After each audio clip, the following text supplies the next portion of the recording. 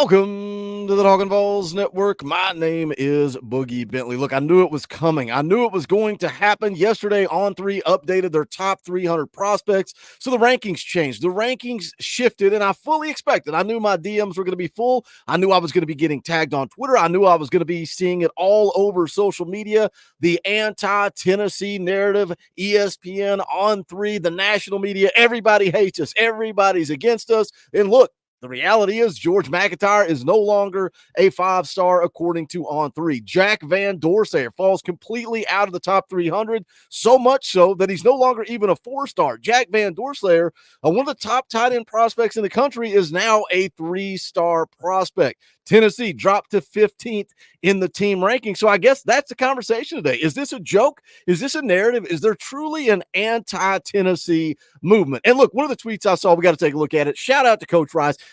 Coach Rice is so passionate. He is so emotional. When we talk recruiting, he's hot and cold. He's all over the place. He reminds me so much of JP. Those of you that remember Vols JP, a part of this channel a while back, I got to get JP back on the channel. Always an open invitation for the OG Vols JP. But Coach Rice, very similar. Always very passionate. He loves Tennessee football. This is what he took to Twitter to say. He says, another day and more disrespect for everything Tennessee. On3 and other recruiting sites continue to hate and disrespect Tennessee and their committed recruits. Now 15th in the rankings, several guys dropping in the rankings, including G-Mac and Jack Van Dorsey. I'm so sick of it. They don't even try to hide it. Go look at Georgia and Bama and Texas commits. Majority of them went up, biased as hell. So that's the conversation on this Tuesday morning. Are you with Coach Rice? Do you agree with that? Do you think they are anti-Tennessee? Do you think there is a narrative? And if so, what's the benefit? Is the benefit so they can continue to say that Alabama's at the top of the class, that Georgia's at the top of the class, and Tennessee's not? Because at the end of the day, to summarize this whole thing before we even get into it, let's bury the lead right out of the gate. At the end of the day, none of it matters. It doesn't matter what Charles Power, the guy that's over recruiting and evaluation at On3, it doesn't matter what he thinks of George McIntyre, because George McIntyre is the same quarterback today that he was yesterday. He's the same quarterback that Josh Heupel believed in. Like, you look at Nico, everybody talking about Arch Manning. Josh Heupel said, no, Nico's my guy. That's who he put all the chips in on. George is his guy. Again, same quarterback today that he was yesterday. We're going to take a look at some comments from Charles Power. We're going to look at all the guys that went up or down and see if this Coach Rice's narrative is accurate here. We're going to talk about it. But as always, I need you guys to do that YouTube stuff for me. Help me out and hit the thumbs up just below the video. Quick, free, and easy. It helps the channel. I would appreciate it. Also, if it's your first time here, welcome. We're not experts here. We're not insiders. We're not media. We're not reporters. We're not journalists. We don't pretend to be any of that. We don't fake that. This channel is all about being a fan. We do what fans do. If there's a rumor on a message boards, we speculate about it. We talk about it. We're passionate. We're diehard. We love Tennessee football. We're talking about it all day, every day, right here on the Talkin VAWLS Network. If you like that, make sure you subscribe, click that bell for notifications. You're not going to miss out when we go live or when we drop a video. I'll be live tonight, 6:30 p.m. Eastern time, the last NCAA 14 night. Come hang out, 6:30 p.m. Eastern time. We got to go out with a bang, so come join us for that tonight. Also working on some player interviews coming up as well. But let's jump into it. Let's take a look at this article. This is from VolQuest.com.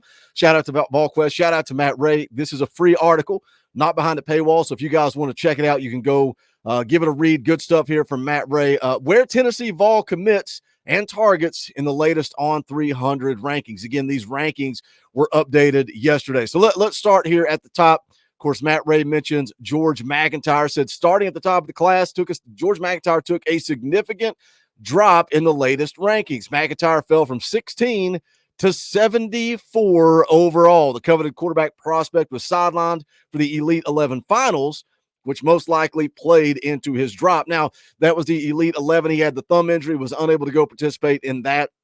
Still a five-star according to the On3 industry rankings, but if you look across the board, his rankings dropped off at On3, so he is now a four-star according to On3, but again, the industry rankings still have him as a five-star. Now, Charles Power over at On3, he's the man responsible for evaluations and all this rankings adjustment.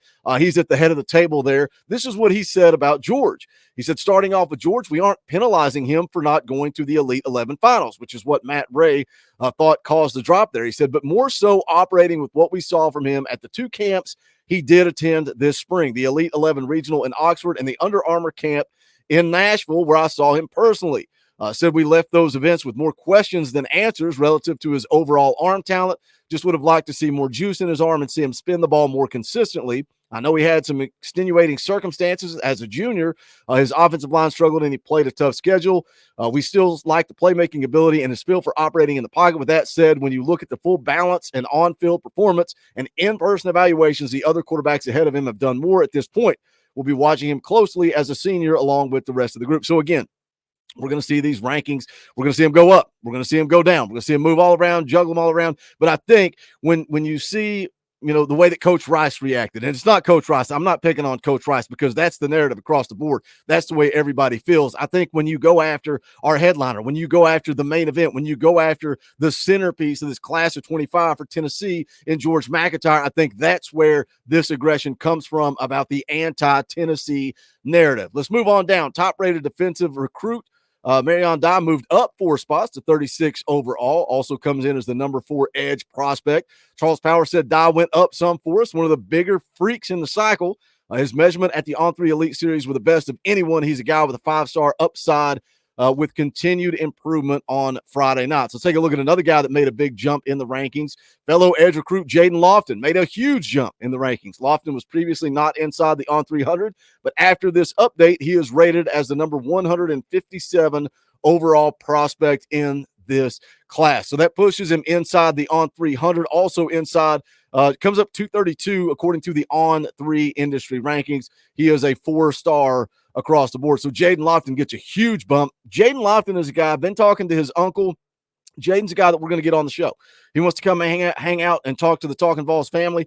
They like the dynamic here. They like the atmosphere of this channel and how it's a huge community of Tennessee fans. It's not media driven. It's not some narrative. It is fans talking about Tennessee football, and he loves the engagement with the chat. So Jaden wants to come on and not talk to me and Coach Jay. He wants to talk to all of you guys in the chat. So that's going to be a good time. We're going to get that scheduled soon.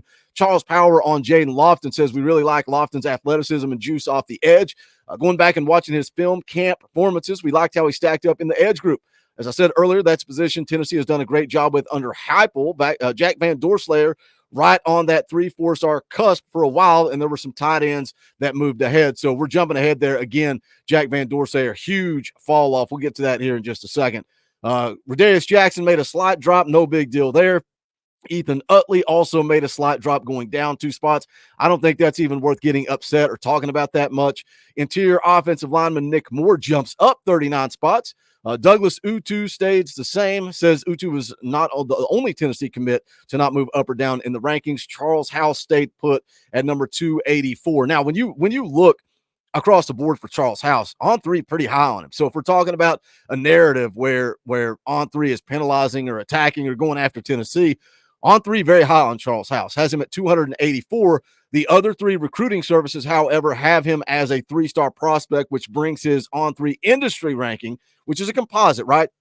When I'm talking On3 versus industry ranking, it's the composite. It's where it takes the average percentage of 247 Sports, ESPN, Rivals, and On3, and that formulates a ranking that gives you that On3 industry ranking where he comes in at 615. It also talks about some current targets, but the big one right here, Jack Van Doorslayer dropped out of the On300, previously ranked at 285, and he drops all the way down. He's not even listed. They don't even have a ranking. They have it blank for On3, but he dropped all the way down to a 3-star prospect. And again, we talk about George kind of being the centerpiece here. Jack Van Doorslayer also, man, he's the heartbeat of this class. So our 2 big guys we've had in the boat for a long time, both fall off major numbers.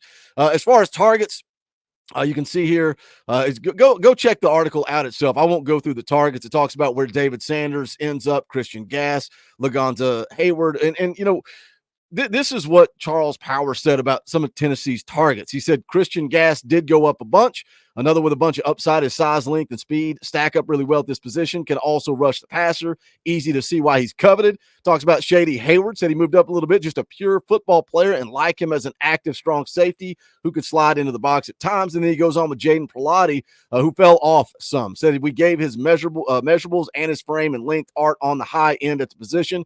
He's an active physical player as a hang linebacker at Buford, but we like physical and the athletic upside of other linebackers more. So that's the Tennessee targets. Again, go check out the article. You can see where David Sanders and some of those other guys, Josh Petty, ended up in the rankings. So let's tie a big fat bow on this thing, and let's look at the reality. Let's look at the real picture. Yes, Tennessee did drop to 15th in the rankings. George McIntyre, Jack Van Dorsey took huge hits, fell way off. For Darius Jackson, Ethan Utley, small drop off, not much to be concerned about. Douglas Utu, Charles House didn't move at all. Small bump up for Nick Moore and Marion Dye, and a huge jump for four-star edge rusher Jaden Lofton. So is there an anti-Tennessee narrative here? I'm here to bring the conversation to you guys and let you make that judgment for yourself. So jump into the comment section. Let's talk about it. As always, do me a favor and smash the thumbs up on the way out the door. Go check out the Talkin VAWLS merchandise. You can go to bonfire.com/store/Talkin VAWLS. And also, if you want to support the channel, you really want to get behind this channel, get this thing moving forward, think about hitting that join button. You can become a member for just $1. $1 a month is all it takes. You get custom Talkin VAWLS emojis, access to fan call-in shows. But more importantly, we say for the fans, by the fans. It's also fan-funded. We could not do this show without your support. So thinking about hitting that join button. But if not, hey, hit the thumbs up, quick, free, and easy. Jump into the comment section. Let's have a conversation because this is the Talkin VAWLS Network. My name's Boogie Bentley. Go Big Orange.